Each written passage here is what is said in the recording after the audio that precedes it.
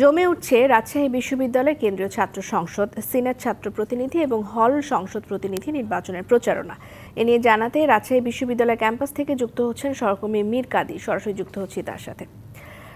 কাদির, দিনের মধ্যম অংশে এসে কতটা প্রচারণা জমে উঠলো এবং আনুষঙ্গিক আরো বিষয় যা আছে সেগুলো একটু জানতে চাই আপনার কাছে।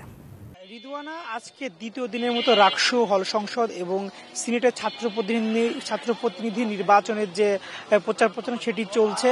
আমি এই মুহূর্তে আছি বিশ্ববিদ্যালয়ের টুকিটাকি চত্বরে। এইটা আসলে বিশ্ববিদ্যালয়ের একটি জনবহুল জায়গা, যেখানে আসলে শিক্ষার্থীরা আড্ডা দেয়। এখানে আমরা দেখতে পাচ্ছি বিভিন্ন প্যানেলের এবং স্বতন্ত্র শিক্ষার্থীরা তারা প্রচারণা করছেন। ন্যাচারাল ব্যাকটেরিয়ালাইসিসের সুরক্ষায় ফ্রেশ ও অ্যাক্টিভ সব সময়। এখন ধুলাবালি জীবাণু ঘাম ক্লিন বোল্ড রিমার্ক। আমরা একটু আসলে এই মুহূর্তে কথা বলবো ছাত্রদল মনোনীত ঐক্যবদ্ধ প্রজন্মের প্যানেলের ভিপি নুরুদ্দিন আবিরের সাথে। আচ্ছা, আপনি আসলে আজকের যে প্রচারণাটা কেমন চলছে একটু বলবেন? আমরা আজকে দ্বিতীয় দিনের মতো প্রচারণা করছি। প্রচারণা ভালো চলছে। আমরা শিক্ষার্থীদের ইতিবাচক সাড়া পাচ্ছি। তারা আমাদের প্যানেল নিয়ে বেশ সন্তুষ্ট। ছাত্র দলের প্যানেল সবার মুখে মুখে যে একটি বৈচিত্র্যময় প্যানেল হয়েছে, যেই সেক্টরে যোগ্য তাকে আমরা সেই সেক্টরেই বসানোর চেষ্টা করেছি। ইতিবাচক সাড়া পাচ্ছি।